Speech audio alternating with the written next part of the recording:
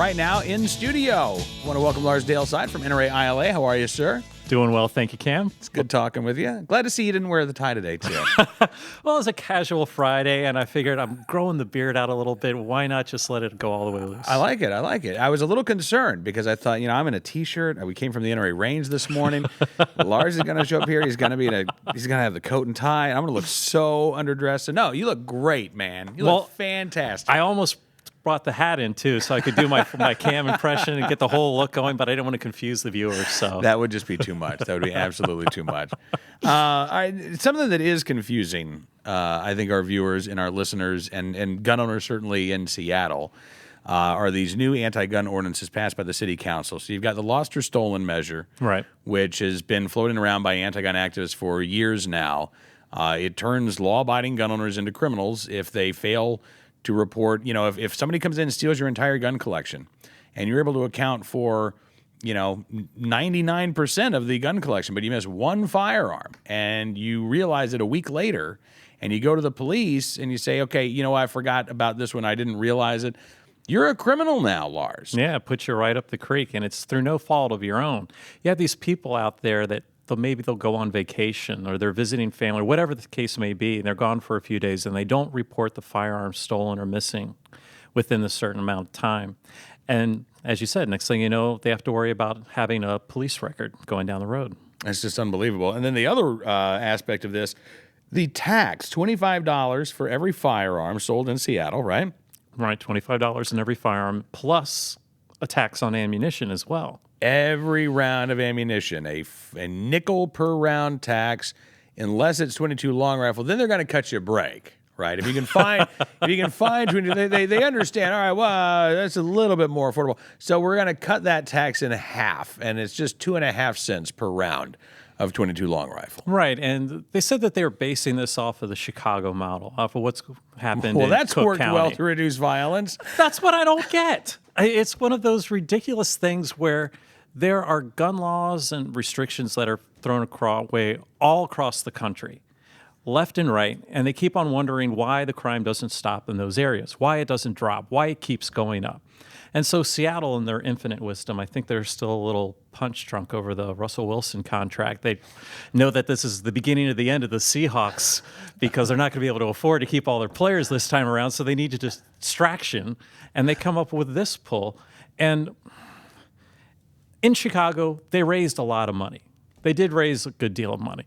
But the problem is right now you're looking at it, and the homicide firearm rate in Chicago is going through the roof. Yeah. So it's not doing anything to stop gun violence out there. And plus with this, we're talking basically what this really is a poll tax. It's something to stop people from doing something. I know traditionally here in the States, a poll tax is tied to voting. But if you go worldwide, a poll tax is just meant to punish a certain group. And this is exactly what this is doing. We hear the phrase sin tax used as well, right? You want to, and again, the idea is, we want to stop people from engaging in this type of, and this is the stated purpose. We want to stop people from engaging in this type of behavior, whether it's smoking, drinking, gun owning. And so we're going to tax that. And the money, of course, will go to a good cause, right? But it's weird because it's not like the legislation is actually designed to fund a good cause. Ostensibly, the legislation is to prevent people from doing something because we don't want them to do it. But then the politicians, they like that money coming in too, right? And then the question that you have to ask is, Seattle has tried to pass their own gun laws before. And the King County Court and the Court of Appeals and the state Supreme Court all said it's unconstitutional because Washington has preemption. So they're going to collect this money. They're going to collect this tax. And then in 2 to 3 years, once the suits go through and they find out that this was illegal and they're going to have to abolish this, what happens to all that money they raised? Does that have to go back to the people that they charged? I'm sure they're going to put it in escrow. Have they even thought of this? They probably haven't. No. They probably haven't. Or if they, maybe you've got, I don't know if there's some deep-pocketed anti-gun activists out there saying, don't worry about it, we'll cover the cost if need be. But you're right, there are real consequences to these actions. Right. And this is part of the problem. When a politician is more inclined to offer a soundbite solution, something that sounds good for the cameras, but it doesn't really do anything, Many times, maybe they think that there's nothing but political advantage. The voters are going to, they're going to tune out. They're not going to look for results. What they want is for me to say, we're doing something. But voters don't like bad governance. They don't like it when their elected officials do something, even if it's well-meaning. They don't like it when they do something that is harmful or stupid. And the problem with that, specifically with the Seattle case, is the city council president, Tim Burgess. Mm-hmm. He was on the council in 2009 when they tried to pass their own gun laws before, when all these different courts told them that this was unconstitutional. So he knows that this is a non-starter. He knows as soon as this is imposed and it's enacted and people start suing, that it's going to make its way through the courts and eventually they're going to lose. Now, luckily, from the reports that we've read, the same law firm that represented the city before in the 2009 case has agreed to represent them again pro bono. Oh. Why they're doing it pro bono, I have no idea. They just figured it'd be good to get a little bit of Seattle business. Right. Maybe they have a few clients that are on the gun control side. I don't know. But for some reason, they're removing all of that worries. But yeah, there's all the money, though, that gets collected through this tax. What happens to that when it's ruled unconstitutional? I'd be very curious to find out. So if you're a gun owner in Seattle right now, what should you be doing about this? And what's the NRA doing about this?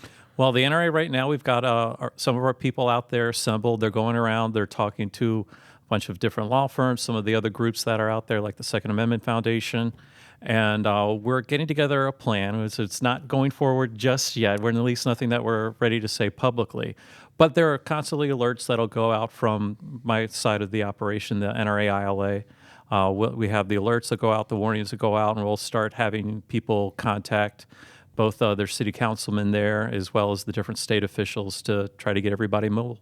All right. Well, listen, it's something. This is also something. Are you concerned about other cities doing the same sort of thing? We've seen, for instance, with the gun storage law passed by San Francisco. Now LA's trying to do it. In New York, Poughkeepsie's trying to do this. Albany's trying to institute this. So is there a concern that other cities around the country might also follow Seattle's lead and say, hey, let's tax gun owners too?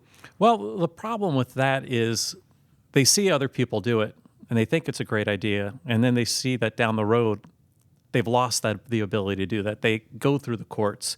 So first they need somebody that's going to back them financially to go through the court system. Then they've got to realize that this is probably going to be a loser from the word go. And then they've got to explain to their constituents why they wasted all of the city's time and efforts on this, when I'm sure there's nothing else wrong in Seattle. Right. Yeah. Nothing bigger to worry about. Not even the Seahawks. No. Right.